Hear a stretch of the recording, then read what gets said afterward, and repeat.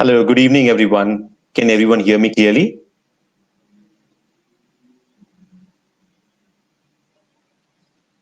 Just checking. One, two. Perfect. We would like to thank you for joining us for the 11th edition of the Anonymous Meeting webinar series. My name is Prashant Udrani, conference producer for AIM, and I'll be your MC for today. The Anonymous Meeting is the largest investment platform in the world, an initiative of the UAE Ministry of Economy. AIM has been promoting a healthier global economy by linking investment opportunities to fast-growing economies under six key pillars: foreign direct investment, foreign portfolio investment, small and medium enterprise, startups, and future cities, with a special event, One Belt, One Road. We would like to thank our multilateral partner, Islamic Cooperation for the Development of the Private Sector, for sponsoring today's webinar.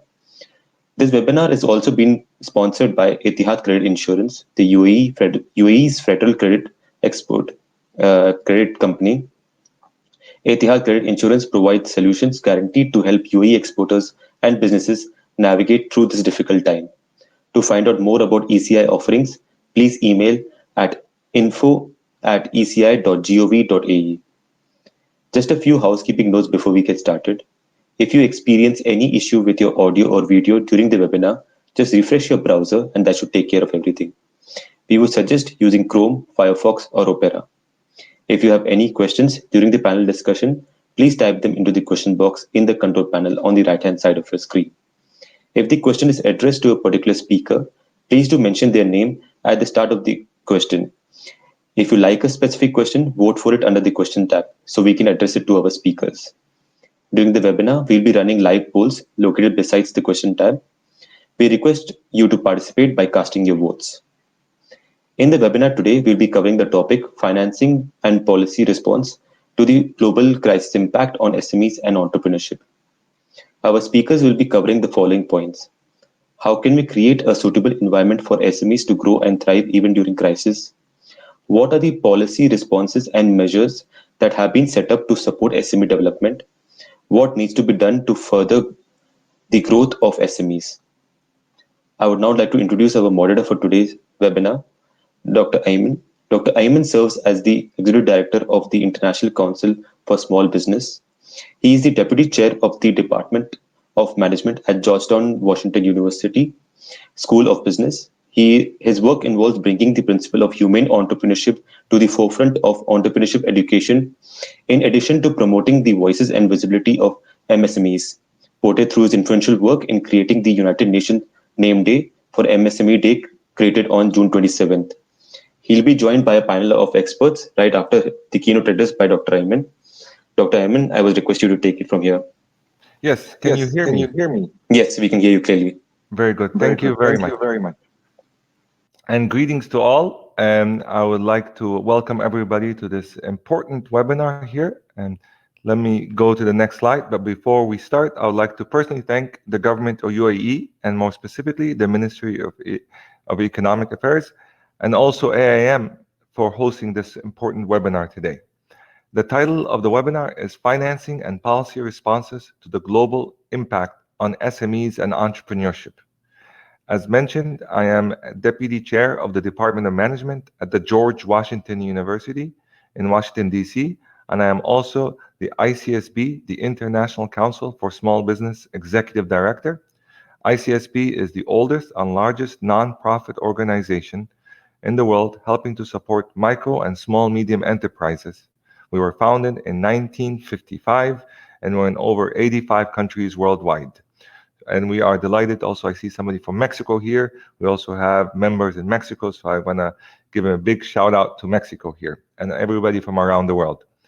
And let me start, first of all, discussing this important topic, an urgent topic today, which is the micro and small medium enterprises ecosystem here. Worldwide, small and medium enterprises, SMEs, account for about 90% of businesses and more than 70% of total employment. Even in calmer times, SMEs encounter troubles with accessing finance, failures in competition, and excessive regulatory burdens relative to big companies. Own account workers and micro enterprises alone represent more than half of the global employment, meaning that the smallest economic units have the biggest impact. Let me repeat this. The smallest economic units have the biggest impact. So as the International Labor Organization, and I know C. Kinan from ILO just said hi, report announced Small Matters with my dear friend and colleague Dragan Radic that just came out a couple of days ago, that the smallest economic units are particularly important because they provide a livelihood for over 800 million workers in the highlighted sectors, which we'll show a little bit later. Approximately 8 out of 10 these workers are in the informal economy. The entire global economy benefits from SMEs focused assistance, especially the developing world, in which about 70% of the formal economy and 90% of total employment in developing countries are MSMEs, representing 95% of firms and 50% of GDP. This is outstanding. 95% of firms are being represented and 50% of GDP.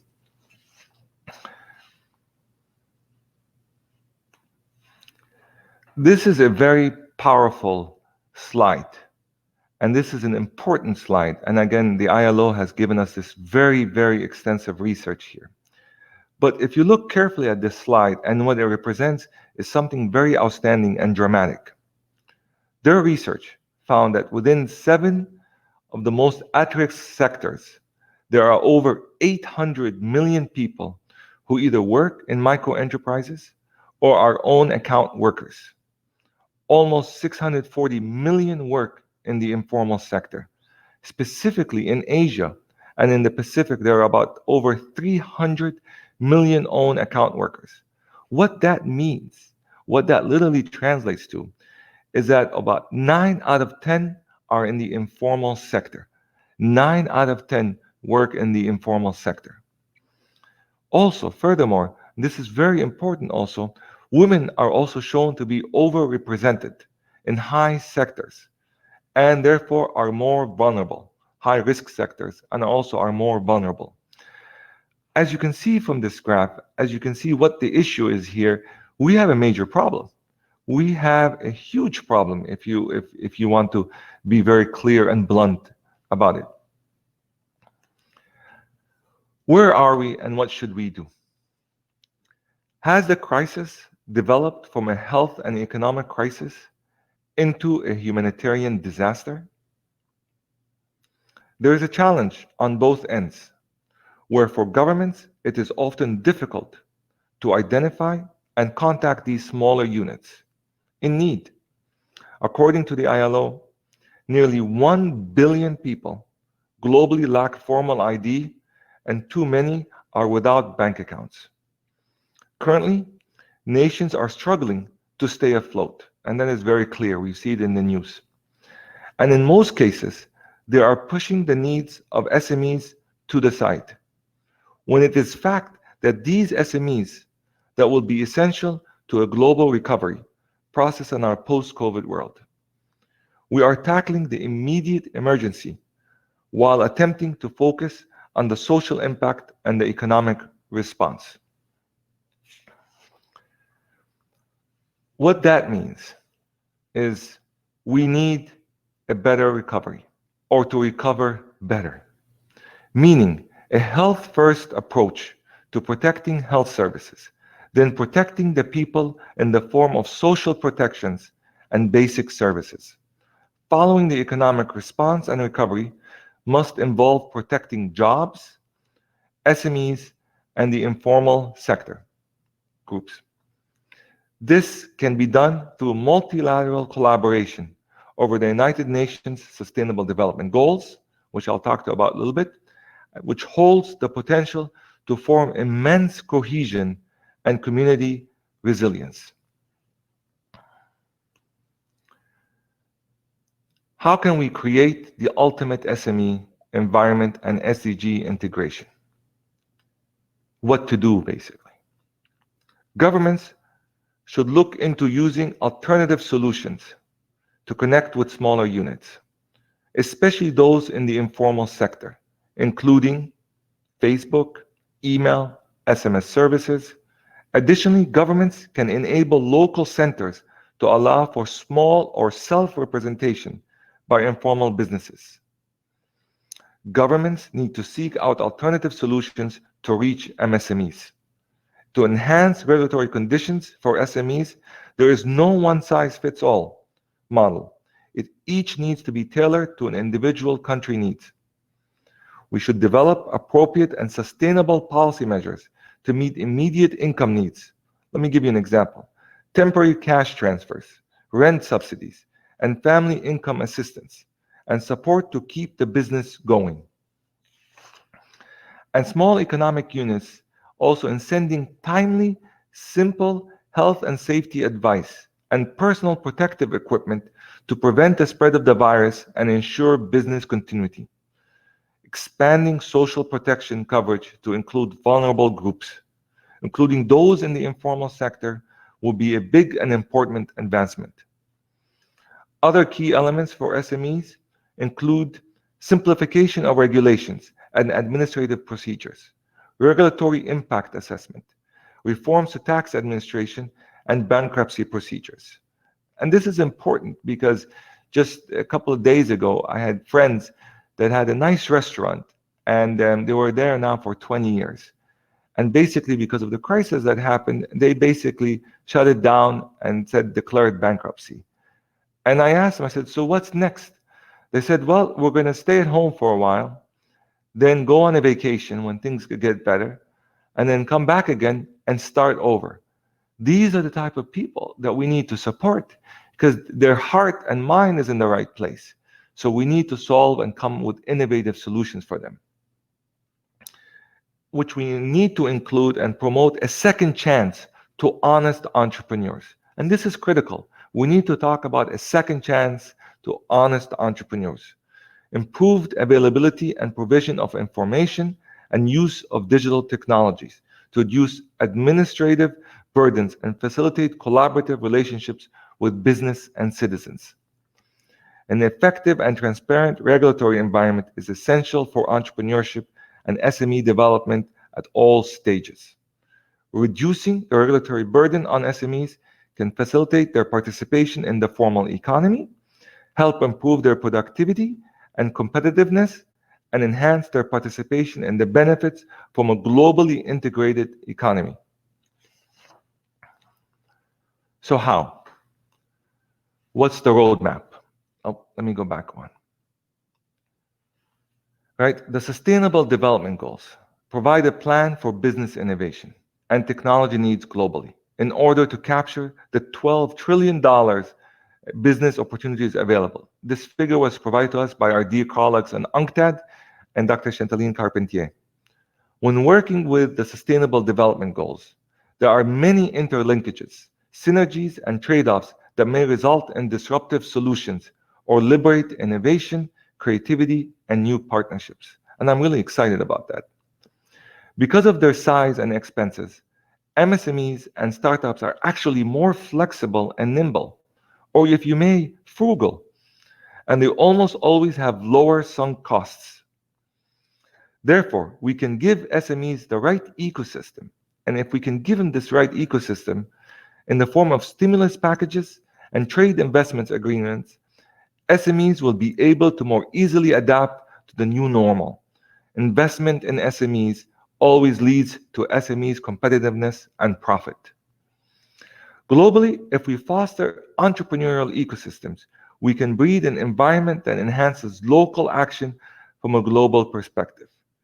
National collaboration will be important as we must look at each other for guidance and consultation. And I really want to stress the important role of women entrepreneurs and youth entrepreneurship in this mix. And we'll discuss this a little bit in our discussion section here. But as you can see that the SDGs can be a very important and timely roadmap as we move forward. So how do we tie all of this to an example like a country, UAE, where we're having this webinar? So what can UAE strive for? As the UAE makes incredible strides in informed innovative practices, and it moves toward a green and just economy, UAE must recognize its place as an example for the rest of the world. It is necessary that UAE strives to align its goals with the Sustainable Development Goals, and this will make it simple for the country's region to focus on SMEs and to ensure that the important role of SMEs is upheld and visible. UAE is a country that demonstrates quite clearly its value of innovation. So the next steps will be in building an innovative culture to make sure that the culture embodies the principles of humane entrepreneurship. This will create the desired innovative and research-oriented ecosystem while putting the human first, thus a solution for the nation's economic and social problems. UAE had an emphasis on observing and further researching global trends to make informed decisions about their own innovative steps. Therefore, as UAE engages with a new age and just economy, other nations will most certainly begin to look at their example. And on a personal note, right, UAE it was planning to hold the 2020 Expo, and it was delayed for 2021. I believe this is a great opportunity for UAE to take this global pandemic and to show the world how it can move forward with other countries shoulder to shoulder in making it a new normal, a better world. I have been to the UAE many times. I have lectured at the United Arab Emirates University. I've also worked recently. ICSB has been working with the CERTI and His Excellency Mr. Dr. Hussein.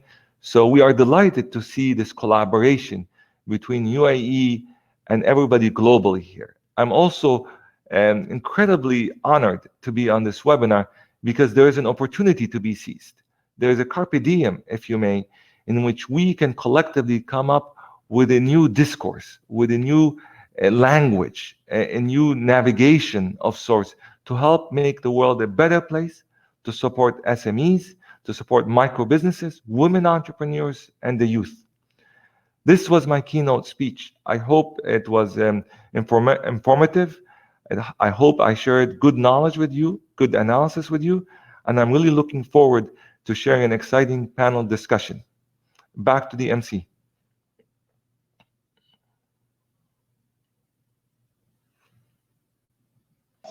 Thank you, Dr. Ayman, for your presentation. I would like to let all the attendees know that we'll be sharing the presentation right after the end of the webinar. So this will be sent to you via an email, so everybody can have access to it and can download it. Dr. Ayman, may I request you to do the honors of inviting your panel members up on stage? Yes, please. Yes, I would please. like to first welcome Ms. Lilia Nas, Chief of Office for Arab States International Trade Center, if she can come on stage, please. And then I would like to invite Mr. Ahmed Osman, President of the International Council for Small Business, if he can come kindly on stage as well. And then I would like to invite Dr. Sufyan Al-Isa, the Regional Head of Operations for Middle East and North Africa, to come on stage as well. And then finally, Dr. Winslow Sargent, Senior Advisor for Globalization and the Head of Capital Markets at Genesis LLC. I want to welcome them all to this session. Greetings, everyone. Hello. Hello. Great. You all have audio? Yes, wonderful. So I've shared with you the slides earlier here, and you had some time to reflect and understand here. So what I'd like to do, first of all, is just ask you quickly to introduce yourselves and just a quick reaction to the slides and what caught your attention before we get into some questions. So let me start with Lilia. Lilia, greetings. What's your thoughts on the session and your quick reaction to this presentation? Thank you, Ayman. First of all, my name is Lilia Nas. I work for the International Trade Center, that is a specialized agency of the United Nations in Geneva, based in Geneva, and I am the Chief Office for Arab States. Actually, your introduction was very informative and a very good analysis of the importance of SMEs and the factors that we need to focus on to try and support their development because they are one of the, I would say, the biggest actor in terms of economic development and sustainable development more particularly. Thank you. Thank you very much. Let me go to Mr. Ahmed Osman. Your thoughts on the presentation.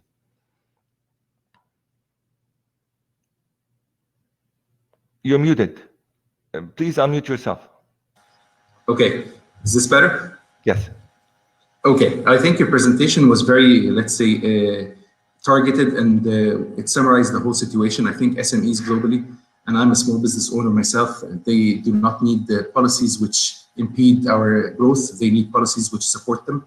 They need the policies which will help them at least float for the time being and then grow and in the future. I think SMEs are a fact of life. We suffer a lot as small business owners, and policies and finance and everyone should work to support and make sure that small and medium enterprises sustain and grow in the future. So I thank you for your your excellent presentation. Thank you very much. And Dr. Sufyan.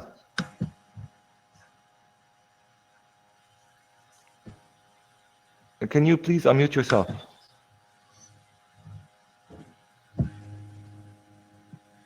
Thank you, Ayman, for the presentation. And let me first start by thanking the Ministry of Economy and the annual investment meeting for the opportunity and the focus on the key strategic and important issue, not only related to MENA region, which is like how to support SMEs and entrepreneurship during this crisis, but also applicable to most of the emerging and developing countries. I think, Ayman, you did a good job, at least for someone like me who more or less will focus on the finance and the policy side to support SMEs and entrepreneurship, and more to focus on the issue of the MENA region in the context of the COVID-19, but even before COVID-19, since the fundamentals for addressing the challenges, but also seizing the opportunities for SMEs and entrepreneurship hasn't changed in MENA region. So I think you provide a great context, and later on, I think in the discussion, we'll be happy to build on that, to provide some kind of option for financing, but also some kind of policy response to support entrepreneurship and SMEs, not only to address challenges, but I think to seize opportunities, because the region is passing through tremendous challenges even before COVID-19, and I think there are some of the opportunities that could be utilized, especially for entrepreneurs and SMEs. Thank you very much. Dr. Winslow Sargent.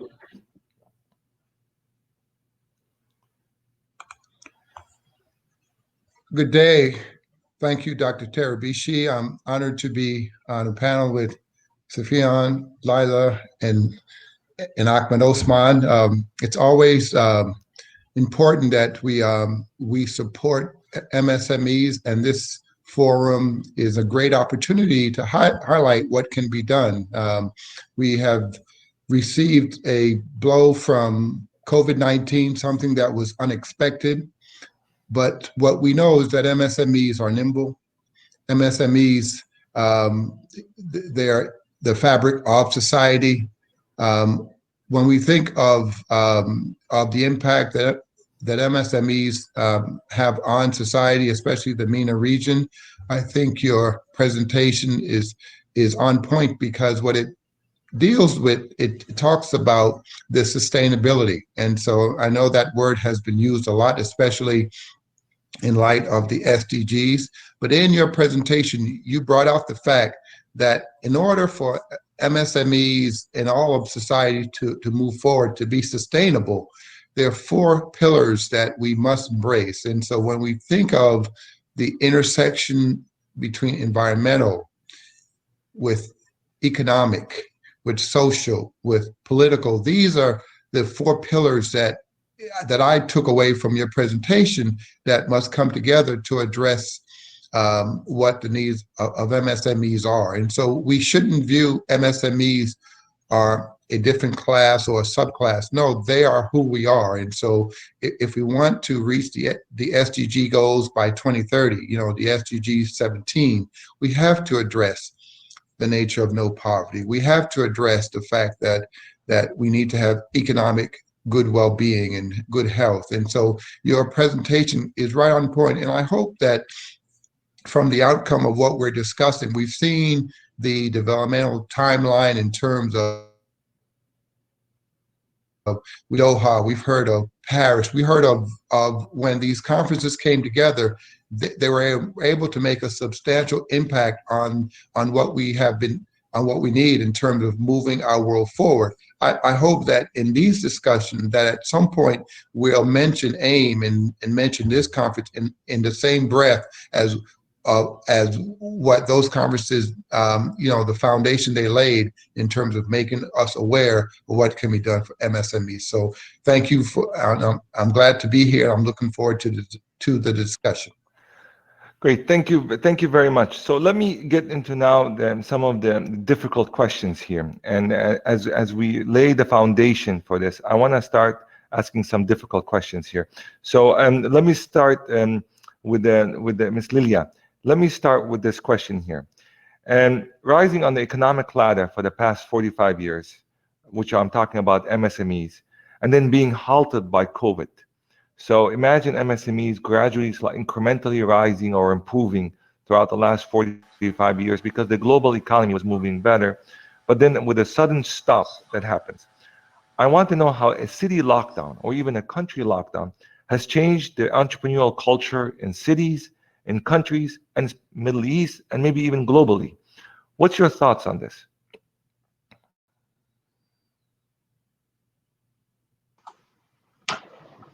Thank you, Ayman. I think a lot of, you said in your presentation, SMEs, when they are faced with difficulties, they have actually the flexibility and the innovative spirit to respond. So first of all, before answering your question, I would like to, first of all, thank the government of UAE, the Ministry of Economy, for inviting me to speak and represent ITC in this panel. It's really an honor for me to be with you on this panel and then to hear the comments from the other panelists and the participants. In terms of the crisis and the SMEs, in fact, I think the COVID-19 crisis has given us two facets of the SMEs. As much as they are the ones that are most hit by the crisis because of the supply and demand side, the supply in the sense that with the lockdown and the stop of economic activities, they were not able to get the inputs to be able to produce. And then also on the other side, in terms of demand, because of the lockdown, people were not buying, basically. So there is a complete interruption or stop of the global value chains they were part of. And there's complete interruption of their economic activity that would have provided revenues and provided the jobs to, and the payment or the revenue to pay the people that are working with them. At the same time, the crisis has actually opened up new opportunities for SMEs, and they have been at the heart of and the driving force behind the essential services that were needed during the crisis. So they have been the driving force in terms of the construction or reshaping some of the space to become places to cater for the people that are sick or have had signs of COVID-19. They have reshaped their production line to contribute to producing protective equipment, ventilators, or masks. They have been the ones taking care of the transportation of people, the workers, the cleanliness of places, the transportation of food, and all of that. So in that sense, they have been much more entrepreneurial and present during a time where most of the companies have have had to close, the smaller ones have been able to find a space to work and be more productive.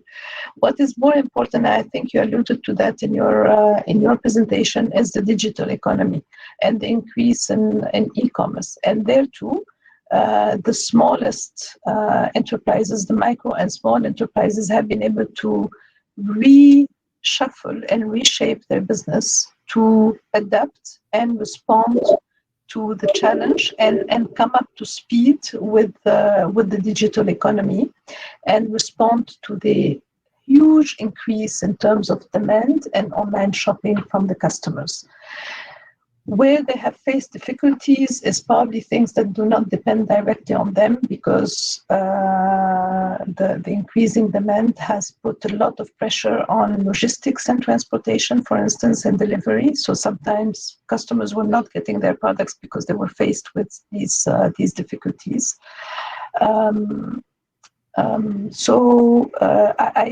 I just want to highlight the fact that you said that there is a lot of measures that are needed from a policy perspective at the government level to protect, support, and encourage the SMEs to develop even further and to strengthen their stand in terms of the digital economy and the services they have been provided. A number of policy advice can be provided. I mean, one of them could be the bridging the digital divide. We know that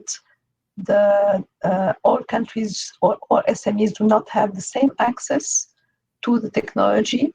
So governments have a responsibility, and the private sector have a responsibility to bridge that divide and provide SMEs with a level playing field where they can have access to the technology at the same with the same means, basically. Another point is, and we will get into that, I think, later on in more details. Another thing is access to finance, and you alluded to that. Oftentimes, SMEs do not have the strength, do not have the collateral to be able to access finance based on the conditions that exist. So there is need to alleviate, to make those conditions lighter and easier, so that they can access the finance they need to support their business. And there are a number of other policies that we can get to, but maybe I'll stop here and then come back later on. Thank you. Thank you very much. Exceptional answer. Thank you very much. And I want to come back to Mr. Ahmed Osman. He mentioned in his brief introductory remarks that he is a business owner, a small business owner. So I want to get your reaction, Ahmed Osman, with what's all going on here.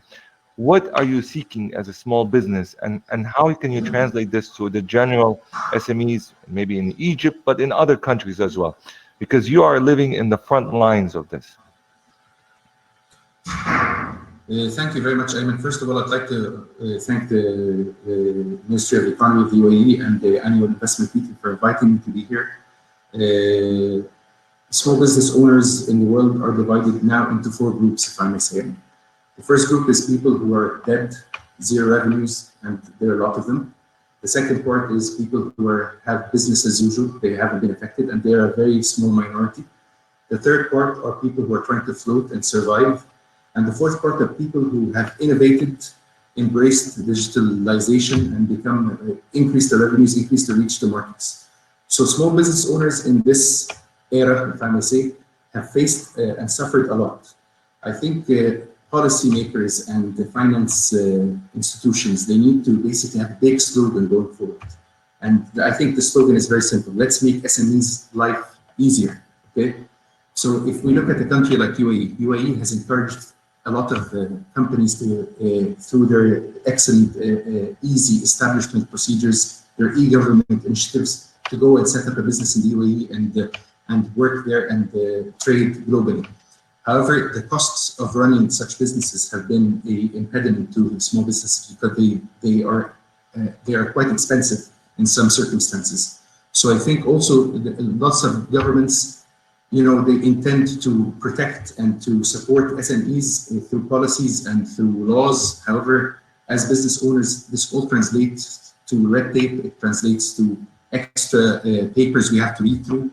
it translates to extra money we have to spend on taxes and other things. So I think going forward, we have seen something which Winslow has mentioned. This was unprecedented. The whole global economy has stopped basically, and I think we're going to see a lot of change in global value chains and a lot of change in, let's say, the geo-economical perspective of things. I think we're going to see lots of regional manufacturing hubs happening, simple manufacturing, if I may say. We're going to see a lot of SMEs, like my business itself. We want to embrace digitalization. However, sometimes the cost of doing this is not there. We don't have the money. We can't afford to go digital in our operations, in our sales, in everything. So I think there needs to be government support. There needs to be institutions that support the conversion of companies from offline to online, etc. In a way, also small business owners have, let's say, a moral right because they're not there. I've read many statements saying, big company CEOs, they make profits and they invest in stocks, etc. Small business owners make money to survive, okay, to send their kids to school, to put food on the table. So I think from our perspective as normal citizens, it's very, very important for us to really support small business. And support small business isn't by just saying we support small business. It's instead of going to the big chains buying from small businesses, okay? I think we need to support them through buying from them, from even, going and saying hello and good morning to some of them, because at this time, lots of these businesses are suffering a lot. The last part is, and this is, Ayman, I think very important, small businesses, there's always this human element surrounding them, okay? So it's a small family running a corner shop, it's a few people doing their own thing, but the human element, I think now we have gained our human touch as people, because now we've connected more to our families in the last few months, we've spent more time at home. So I think we shouldn't lose this humanity post-COVID-19. We should support small businesses. Governments should support small businesses not only through headlines and newspapers. I think lots of governments have supported small businesses, giving them financial aid. Repaying this financial aid might be a burden on some businesses going forward. And I think it's very important for all of us to support them through buying their products and services, because this is the key. Lots of businesses didn't have the time, didn't have the opportunity to reflect on what they were doing in terms of operations because they were in the daily cycle of things. Now they have reflected, lots of them were not making profits. I think the core for any small business is to make money, is to make revenues, is to make profits, because this is what's going to make them float and sustain. So now I think we will see more meaningful small businesses in the future and more sustainable small businesses, because without profits and without revenues, small businesses will basically die and collapse.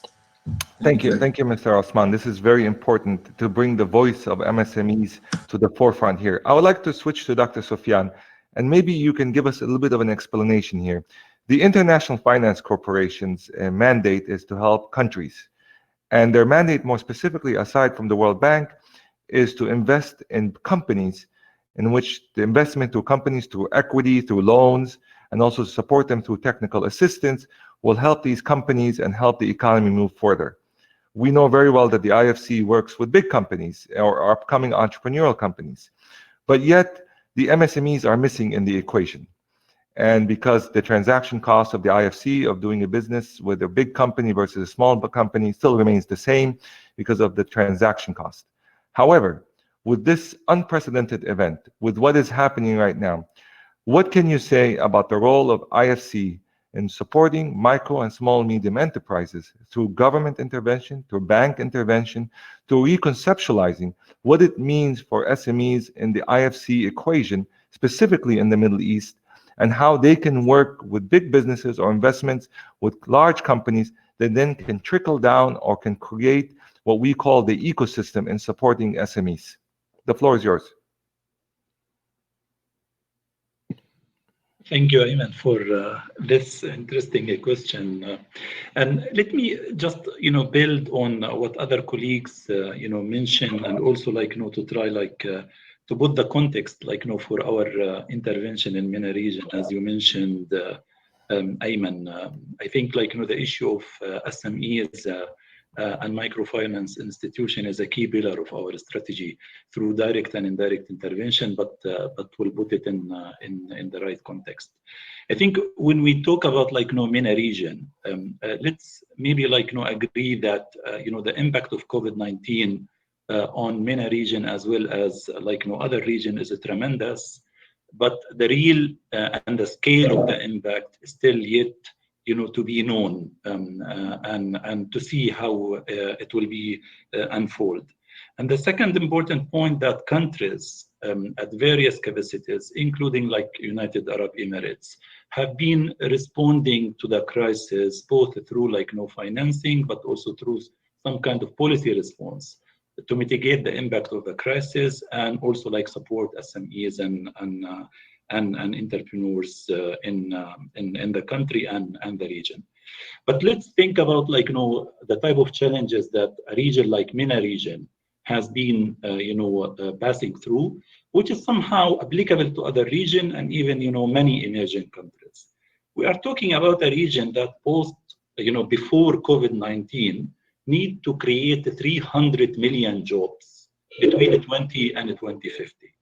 You can think about the impact of the current crisis on job creation as well, and you can see the scale of the problem. We are talking about 23 million SMEs in MENA region. Only 7% of the lending by banks goes to SMEs. It is estimated by us as IFC and the World Bank, and even supported by the IMF, that there is a financing gap of $160 to $180 billion. And addressing this financing gap means around 1% contribution to GDP growth. So in countries where you have 2%, it could be 3% if we address the financing gap for SMEs.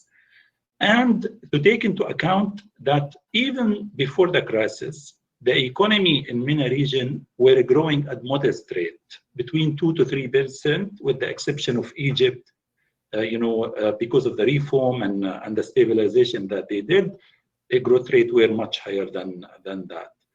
In addition to that, the role of the private sector is quite limited in many of the countries, and even it could be applicable to some countries in the developing world and the emerging economies. It's mainly dominated by public sector rather than private sector activities. So this is mainly the key challenges, but also in my view the opportunities for us in the region. So in terms of our response, how we can unlock the opportunities and address the number of jobs that needs to be created even before the crisis, and taking into account the current crisis. This will come mainly from three main sources. Number one, through the disruptive aspect or space. And here the role of entrepreneurs is extremely important in this, before the crisis, within the crisis, and post the crisis. I think there are many success stories coming out of GCC, but also other countries like Egypt, in terms of startups and good exits. I think everybody knows the story of Kareem, Souk.com, but other smaller projects that we as IFC, whether directly or indirectly, were part of that from the beginning. But still we have a long way to go in terms of supporting entrepreneurs, especially post the crisis, and even adding more entrepreneurs, because I mentioned the job creation need to be addressed through the disruption, through more startups, through more entrepreneurs. If I compare the number of companies created in MENA region per 1,000 population compared with the developed world, it's 1.5 compared with 6.5 per 1,000 working population. So still we have a long way to go. And here we are talking about access to skills, access to talent, and access to finance. And this is where you see the differences between countries in MENA region, where country like United Arab Emirates is doing much better than other countries because they worked on the three main aspects, and they are available more than other countries. So this is in terms of supporting entrepreneurship. And for us, this is part of our bread and butter as IFC. We have almost at least 1 or 2 advisory projects in each MENA country to support entrepreneurship. And overall, our advisory program to support incubator, accelerator, but to work also on the policy side with the government is around $100 million at this stage, which is a lot for a small region like MENA region. And even with the crisis and the type of challenges that MENA region is passing through, we are projecting that this even portfolio will grow.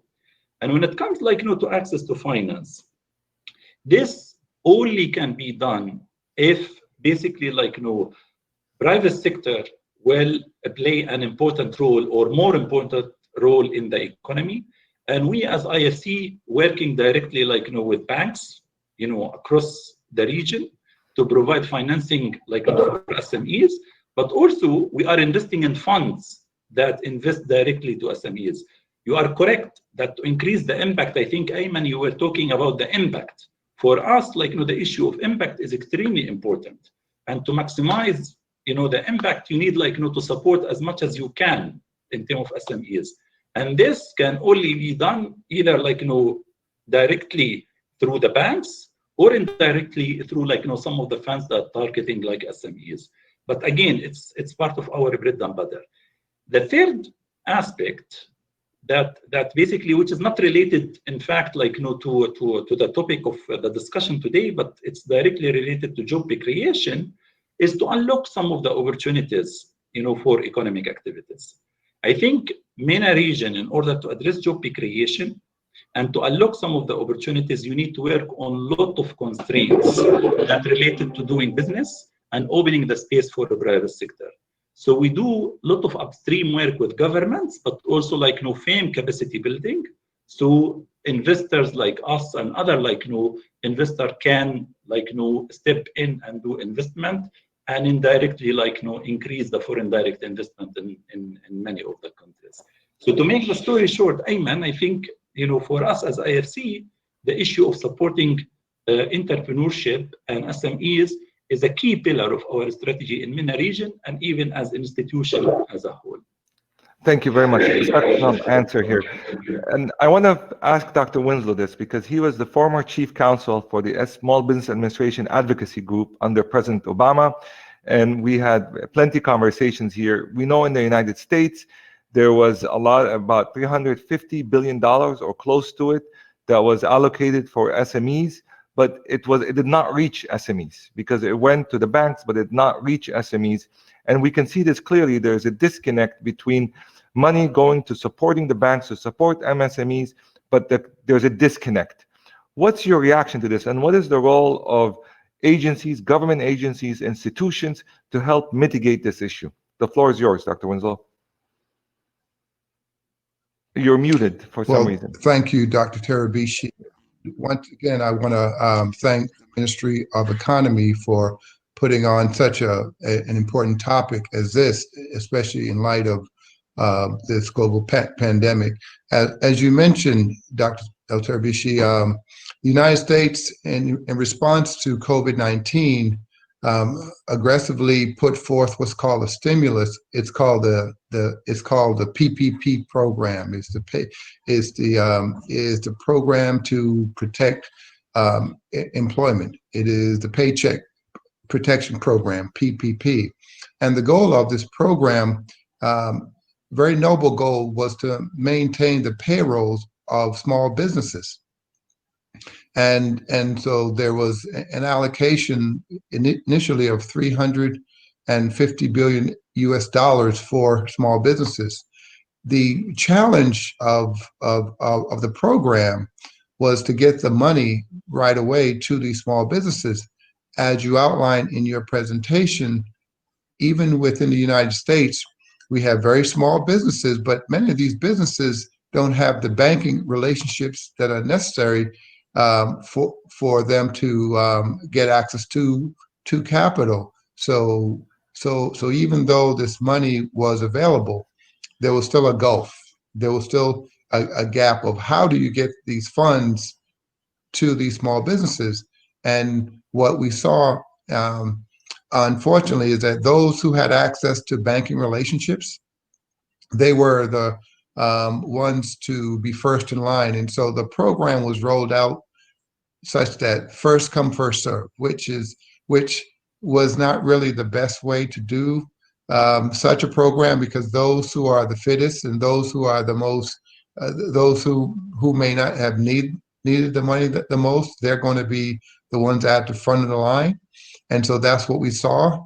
And it was a really good program in terms of what the intention was, but the result was that there were many small businesses that were left out. I think I saw a stat, something like 99 or 90% of small businesses were not did not get access to this capital, and so they had to put forth another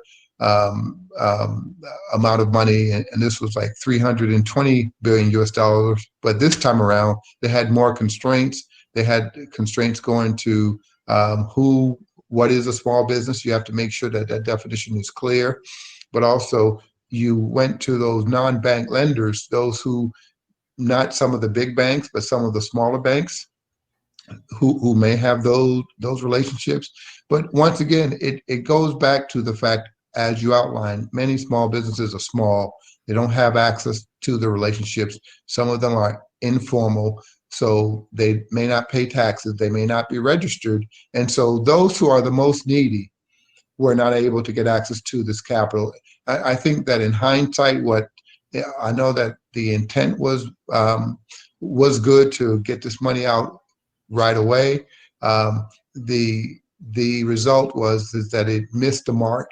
Another big missing the mark was it mandated, this program mandated that 75% of the funds that were received would have to pay for employees. We know that many small businesses, that the employees, they may not have employees. They may within the United States, there's something called an independent worker, or what's called a 1099 worker. So they're not counted as employees. So those small businesses, those micro small businesses, once again, they were left out because they had this mandate that you had to pay for employees. I think a better way that they could have rolled out this program was to give funds for those small businesses who had bills, who had to pay their merchants, or who had to pay rents, or I think that might have been a better way. But to wrap this up, I think it's very, very important to have small businesses at the table, that when government is putting forth legislation, or it's important to have small businesses at the table, because small business owners, the micro small business owners, they'll work with the government leaders to say, well, this won't work, this will work, this is how this will best meet our needs. So, there's an expression that says that it's better to be at the table than to be on the menu. And for this case, it seemed that small businesses were on the menu and they were not at the table. Thank you very much. What I want to do now is start to incorporate some of the questions from the audience here, but also integrate it in how each other's organizations, your individual organizations, are reacting to this. So I'm going to go back to Ms. Lilia here, and I want to ask these two questions, but I want you to also talk about your organization, how it can help this. The question goes this: how can we support youth entrepreneurship, women entrepreneurship, within your organization, or you can pick another sector if you may, right? But also this topic of a second chance, right? As I mentioned in my presentation, we cannot just say, oh, we're sorry, you lost your business. And yeah, I gave you a good example of people that had a restaurant here for 20 years in our neighborhood here that have been there, have been an institution, but now they lost their business. These are honest entrepreneurs. They're part of the fabric of society, and we all know them here because we see them regularly. How can your organization support these groups, these honest entrepreneurs that want a second chance to start? Maybe if you can talk about your organization in that perspective, that'll be great. Dr. Sufyan, and then Mr. Ahmed from ICSB as well. I'm going to come back and ask you the same question. And let's make it brief here because we want to take some more questions. So go ahead. Okay, thank you. Thank you very much, Ayman. I think, well, my organization, as I said at the beginning, is the International Trade Center. It is a specialized agency of the United Nations, which focuses on developing international trade and supporting SMEs to be successful in international trade. So we work basically at 3 different levels. One is at the government level to support the government to have the right policies. We have spoken here about some of these policies that are needed to promote private sector and to help the private sector to be more competitive and to be more able to position itself in international markets. We also work with what we call business support organizations. These are trade promotion organizations or chamber of commerce or federation or association of exporters or manufacturers. And this is really focused on helping those organizations to provide the services that the businesses need. So sometimes, the businesses, they lack information or up-to-date information and critical information to go onto the market. So we help the organizations to have that information, to have the services, to provide support to the businesses in areas where they need, whether it's mentorship or training or skills building or business linkages, connecting with the countries that are targeting in terms of their business. And finally, we work with the SMEs themselves to look at what products they have or services and how they can improve those products and put in place good strategy and good marketing strategy to be able to position in the market. And of course, we accompany them to improve their products or services and go to the buyer. So this is what my organization does. In terms of, so we are very much private sector focused, and we try to really strengthen the private sector and be the voice of the private sector with the other parties. So we look at it, as you just said, we look at it, or Dr. Nislu said, we look at it from the perspective of the business and the perspective of the private sector and be their voice to cater to their needs. So in terms of the questions, we have 2 specific programs at ITC. One is called She Trades, and the other one is promoting youth entrepreneurship. And these 2 programs look at what are the real constraints based on specific countries or region, what are the critical steps and constraints that women entrepreneurs and young entrepreneurs are facing. And we try to work with them and put in place a network of a support network and mentorship network to take them by the hand and get them to the international market.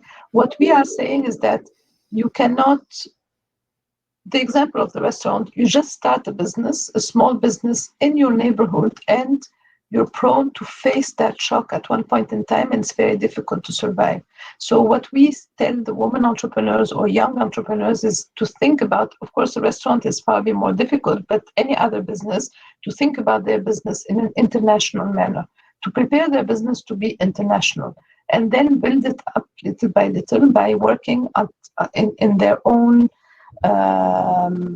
environment, and then going out to their environment to really make it more competitive. So we look at all the factors that would make a business successful, talking about productivity, talking about being more competitive, etc., etc. So I know you're pressed by time. No, I want to give everyone the opportunity. Go ahead. Yes, I know. So this is what I wanted to say, is that we have specific programs that focus on the needs of women and young entrepreneurs because they have specific needs, particularly in terms of accessing finance or accessing some of the services, and more importantly, accessing international market.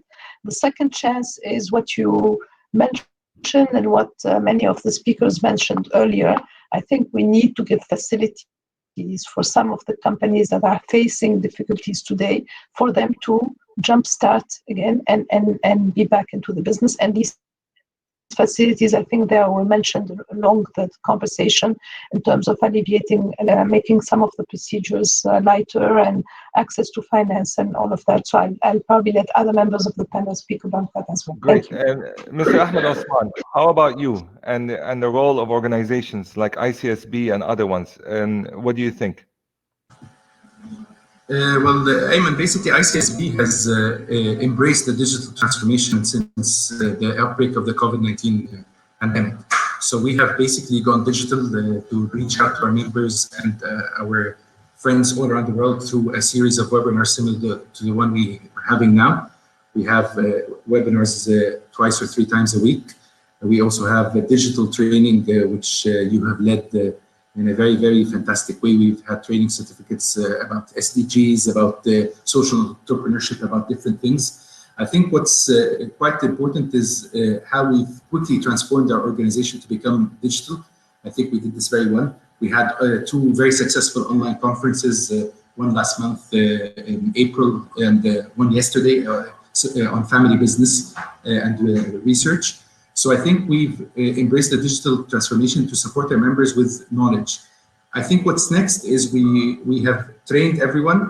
Everyone has the knowledge. Now it's about creating the business-to-business linkages between small business owners worldwide, and I think we're going to have this in the next phase.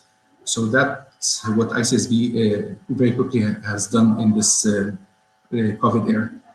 Thank you very much. And Dr. Sufyan, what about IFC? Thanks, Ayman. I think, like, for me, like, the issue of, like, how to support and think about, like, options for supporting entrepreneurship and SMEs in the context of the current environment and even before, one should take into account that, like, entrepreneurs and SMEs do not work, like, in isolation of the whole ecosystem that they operate in and support them.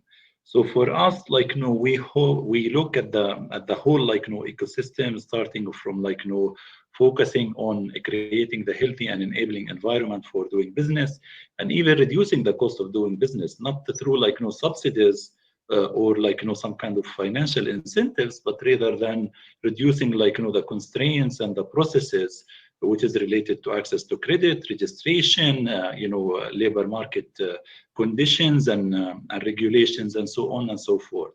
So I think one of the key areas that countries should continue to focus on, and we are doing it, whether, like, as IFC or even the World Bank, to support countries in terms of creating the investment climate, the right investment climate, and also to improve the doing business. And here, like, we should a little bit be, careful, because not all countries are having the same environment. Here in United Arab Emirates, they are ranked number 16, but on average, if you think about the region, they are, on average 107 out of, 190. So still there is a long way to go to improve the enabling environment for, for SMEs and entrepreneurship. The second important one is, again and again, like, the issue of access to finance. We as IFC, as well as countries and private sector, should do more and more, projects and initiatives to improve access to finance for SMEs for the reasons that I mentioned earlier. And here, there is a lot of space for innovation, whether directly or indirectly, during this crisis. But also, we should think about, like, the infrastructure that SMEs and entrepreneurs are working in. And Lily mentioned, like, earlier, the issue of digital economy. I think this is an area where we've seen during the COVID-19 crisis, during the current crisis, is a huge potential, not only for MENA, but also for other regions. And even entrepreneurs, they adapted to the new realities and they became more innovative, to modify their business to fit into this new context. But also one should take into account that there is a long way to go in supporting that. For example, around 86% of the population are online daily.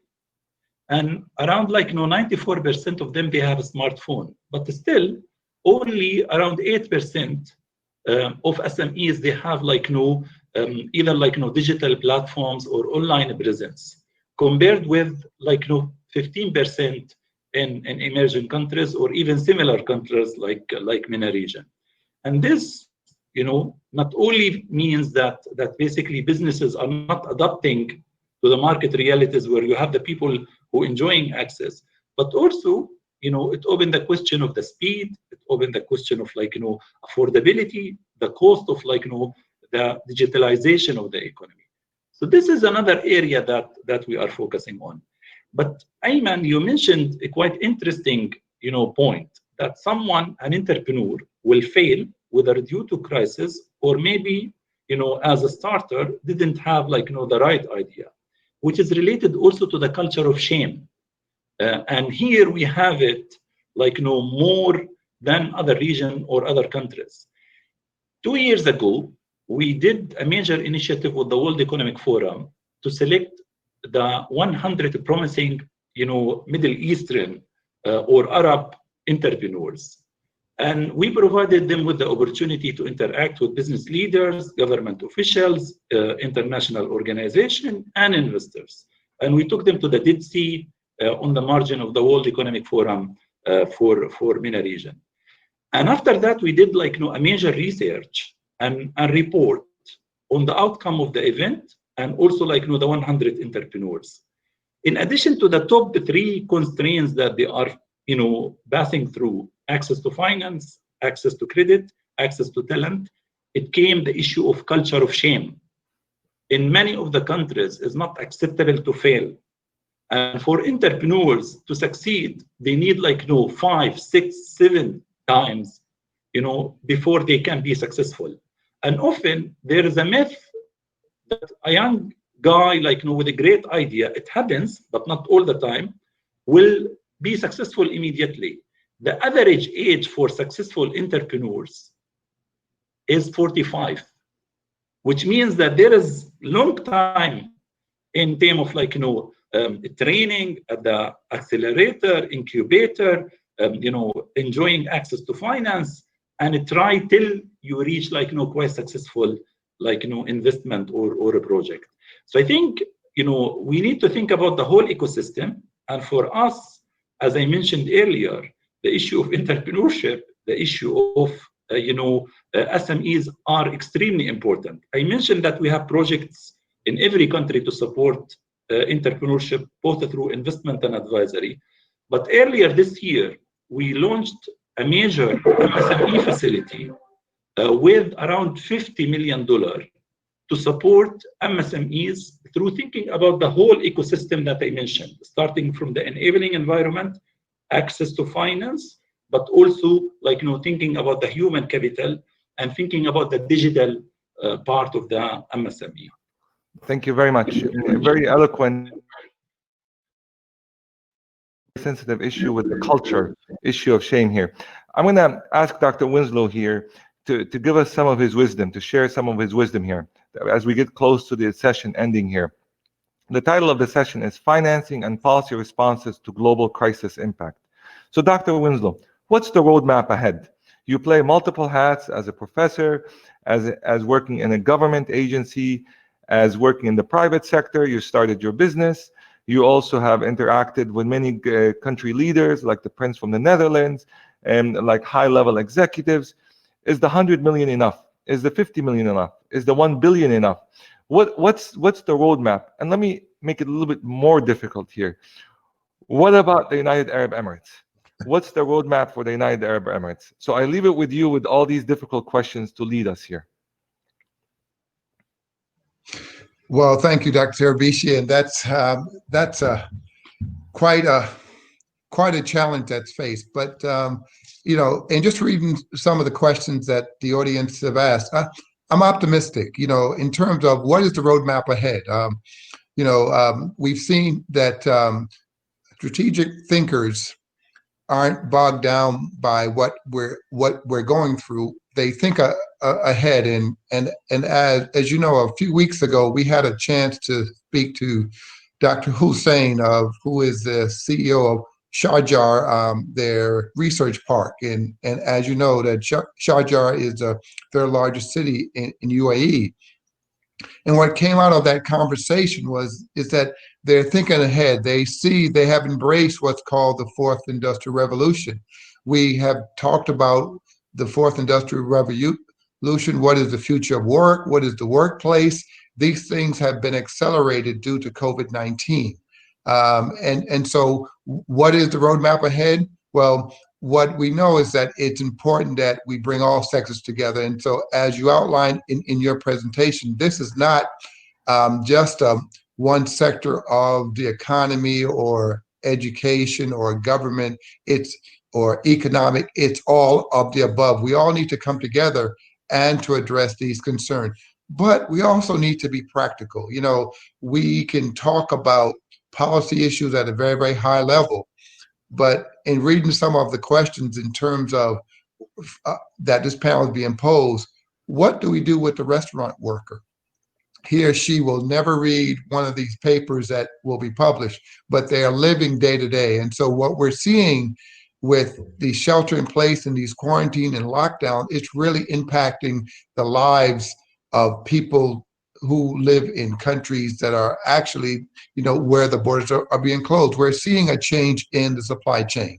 And so from a practical thing that we can do is that we have to embrace that there's going to be a change in logistics. Now we're part of the delivery economy. So those who are in farmer, those who are in agriculture, those who are in medicine, those who are in education, we have to find a way to get those services to the masses. And that's where MSMEs can play a role. I think that it's important that as leaders, we outline not only what the future is going to be, but what is the here and now. And so what are some of the practical steps for the restaurant worker? Maybe they need to go online, maybe, go online, work with a delivery, work with other players who are in the same markets. It is amazing when smart, young, and talented people get together, they come up with solutions. So I'm very optimistic in terms of what UAE is doing, what the MENA is doing, what they're doing in Egypt, what they're doing in the Gulf, because practical steps will come out of this. A few years ago, I think we had a conversation, Dr. El Tarabishi, and you remarked that what was needed was a World Youth Forum. And I remember the conversation. You said we need to empower the youth because they're going to be the ones who are going to take the baton and take us into the next century. And we've had a World Youth Forum. I think it was in Sharm el Sheikh, and that brought together people from around the world. And so we're seeing this. We're seeing, although we're physically distant, we're more socially connected than ever.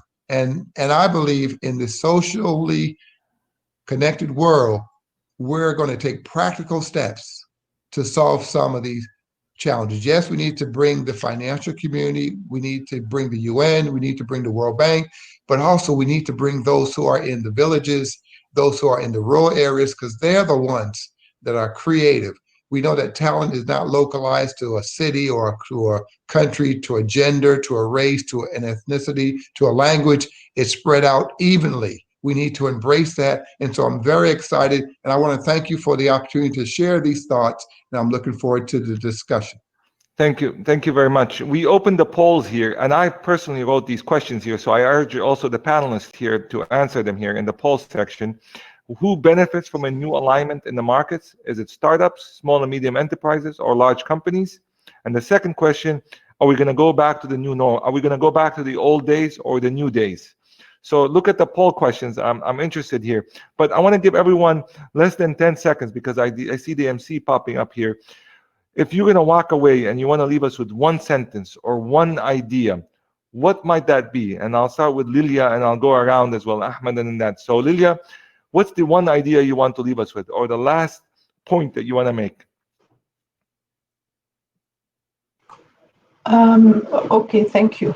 I think exactly what Dr. Winslow said, which is we need to be driven by the energy, the enthusiasm, the ambition of the youth, of the young business people, of the business population in general, and we have to give them the tools for them to succeed, because the economy has to survive, And the SMEs are the heart of the economy. So we have to take them, protect them, and drive them to success. Thank you. And that is where my organization comes in, by giving them the training, the skills, the tools they need to be successful later on. Thank you very much. Thank you very much. Mr. Ahmed Osman? This was a very interesting discussion, and I thank everyone who took part in it. But I think my key message is that governments around the world, support organizations, funding institutions have to really support SMEs and make their life a lot easier. It's not about red tape, it's not about bureaucracy, it's about empowering people to start businesses, to succeed in their businesses, to not be ashamed of failure, as Dr. Sufyan said earlier, because failure is a big impediment here in the Middle East. But we have to really, really support SMEs and make their lives easier. Thank you. Dr. Sufyan?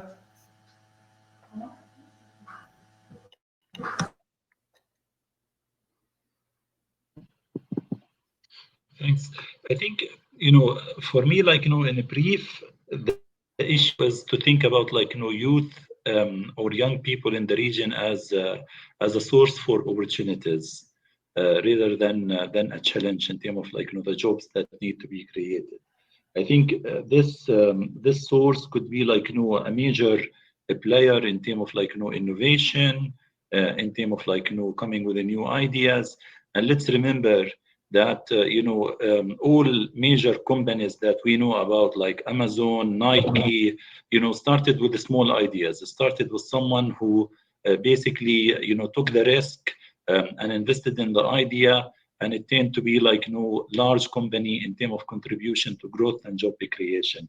So I think the youth of the region could be the source for supporting job creation and growth in the region, and unlocking the potential for investment and more role for private sector development. Thank you very much. Dr. Winslow, what about you? You set the roadmap here. What about you?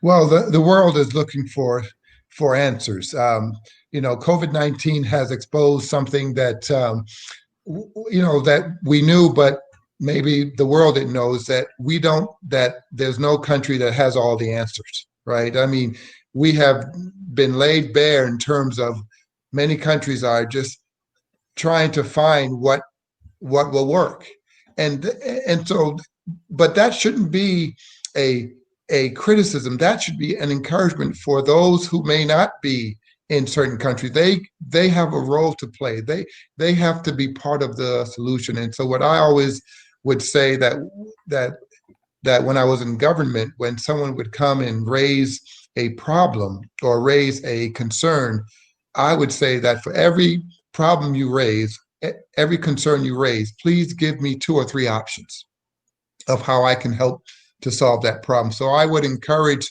those in UAE, in the MENA region, in North Africa. These are some of the fastest growing regions in the world. And so we need that energy. We need that brain power. We need that constructive solution. So I'm encouraged, and I am looking forward to seeing new solutions or new ways of thinking that will impact the entire world. And so that's why I'm so optimistic.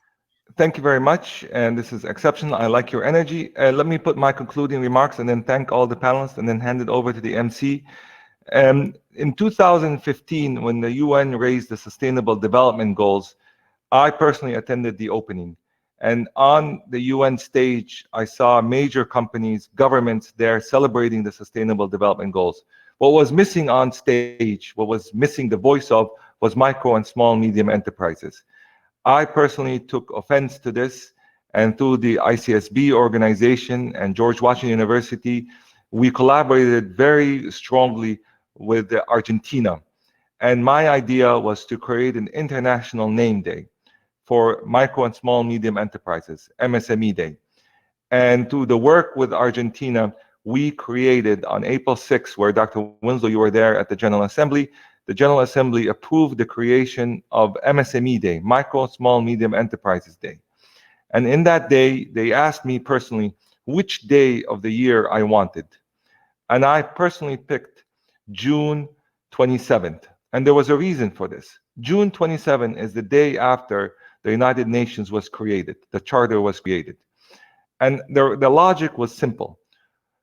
When disasters end, when wars end, when global issues end, a sign of peace is when a micro business and a small business opens its door next day. And therefore, we picked June 27 and as our day. And they smiled because nobody ever picked June 27. Nobody saw June 27's impact and symbolism here. And I think ITC was the organization that joined the UN to help support ICSB and Argentina for this day.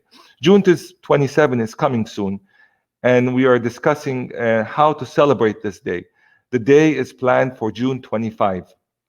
So, but the day is just a day out of 365 days a year. What ICSB is calling for, and this is the invitation for the Ministry of Economy and UAE, AIM, IFC, also ITC, to bring every single player, every partner on the stage for this day. This day needs to be celebrated. This day needs to come together and bring all the voices. Dr. Sufyan, Lilia, Ahmed, everybody needs to be on this stage, but not just to talk about the challenges, as Dr. Winslow mentioned, to come with solutions. And what I propose, and I have proposed this multiple times at the United Nations, is what we need is the guiding principles on supporting micro and small medium enterprises. See, challenges will come, issues will come, but if we have a ground of guiding principles that guide us through storms and turbulent times, we will get there. We will have a safe haven. So this is a call for everybody to come together on this day to give everyone equal voices, equal platform, but to work together and what I call the guiding principles to supporting micro and small medium enterprises. Collectively, we can do this together. You know, if you walk alone, you can walk faster. But if we walk together, we can go further. And that's the goal. And I would like to thank Lilia from ITC for being here. Exceptional remarks, great answers to the questions here. I'd like to thank Dr. Sufyan for bringing a lot of interesting topics to the equation here and the role of multilateral organizations here. I would like to thank Mr. Ahmed, the voice of small business, and I was particularly bringing you here, but also looking at it from a global perspective as well. And Dr. Winslow, I think you brought more to the menu and brought more people to the table here, so I am delighted to have you here. I would like to now hand it over to the MC to close the session. Thank you. Thank you to all our panel of experts for joining us today and for taking the time out from their schedule and sharing their thoughts and perspectives with us. I would like to thank once again our multilateral partner, Islamic Cooperation for the Development of the Private Sector, and Etihad Credit Insurance for sponsoring today's webinar. If you would like to have more information about the services Etihad Credit Insurance has to offer, please visit their website, www.eci.gov.ae, or email them at info@eci.gov.ae. I would also like to thank our audience for joining us and for sharing their questions. The link to today's webinar video and presentation will be sent to you via email. We are also conducting a short survey to get your feedback on today's webinar. The link to the survey will be shared to you via the chat and via email. To register for our next webinar, which is scheduled for the 28th of May 2020, which is tomorrow, please visit our website, www.aimcongress.com/webinars. Also follow us on our social media channels to keep yourself updated. Thank you all once again, and we look forward to seeing you tomorrow. Thank you to all our speakers for joining us. Thank you.